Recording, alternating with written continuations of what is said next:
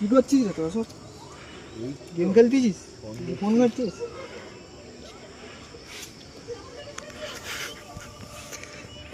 জানিস দেশের অবস্থা কি হয়েছে?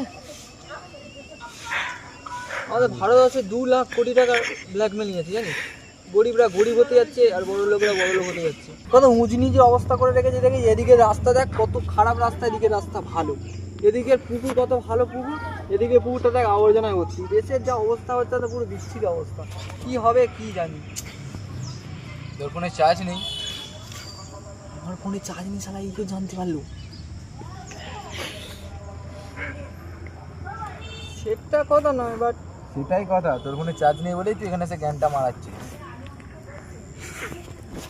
আজকাল ছেলেদের কিছু বলাই যাবে না। দেশের যা অবস্থা, আমার দেশ গাঁদার গায়ে চলে গেছে।